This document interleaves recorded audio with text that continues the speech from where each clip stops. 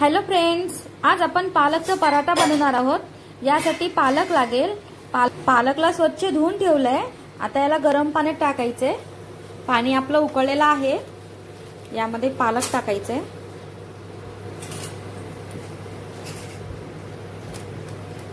साधारणतः वाफ बसून घ्यायचे, फक्त पूर्ण पालक उकडून घ्यायचं नाहीये। याच्यातले सगळे प्रोटीन्स वगैरे पाण्यात जातील निघून, म्हणून फक्त वाफ बसून घ्यायची आहे। याचा कलर बदलला की मग ऑफ करायचे ॲडव्हेंटा। पाहताय तुम्ही, याचा कलर बदलू लागलेला आहे। अगदी 1-2 मिनिटं फक्त उकळून घ्यायचे, जास्त बॉईल करायचं नाहीये।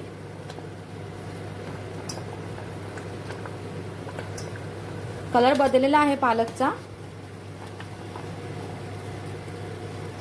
आता आपल्याला हे बंद करायचंय।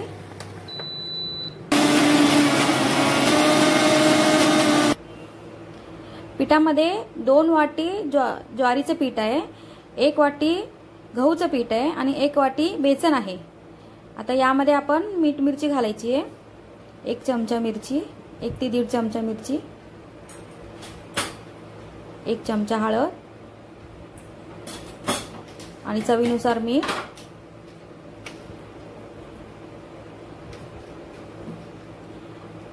अद्रक लसूणचं पेस्ट,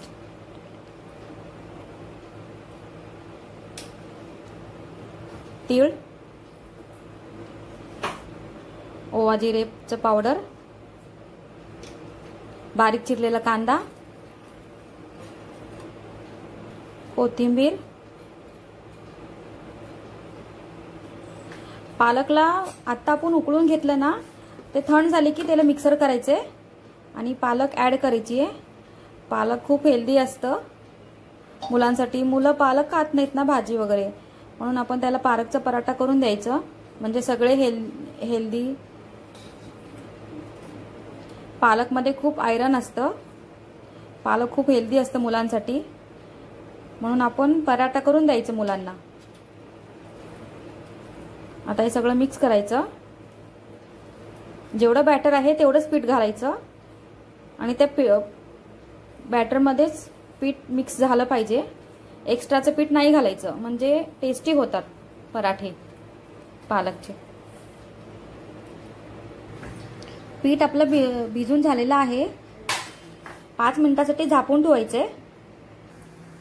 पराठ्याचे छोटे छोटे उंडे करून घ्यायचे आणि असं थापून घ्यायचे।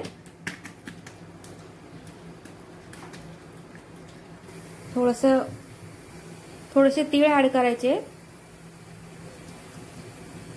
मग ते तीळ घातले ना, थोडंसं छान येते कलर। थोडंसं तेल घालून तव्यावर घालून घ्यायचे आणि छान भाजून घ्यायचे तेल टाकून।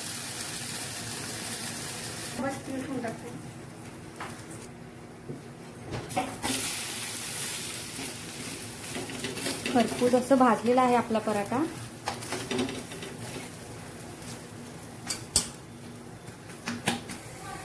पराठा आपला रेडी झालेला आहे। दोन्ही बाजूने मस्त खरपूस भाजून घेतलेला आहे। आता आपण सर्व करायचं आहे। गरमागरम पालकचा पराठा रेडी आहे। तुम्ही ट्राय करा, कमेंट्स करा, लाईक करा आणि कशी झाली ते कळवा। Bye bye, thank you.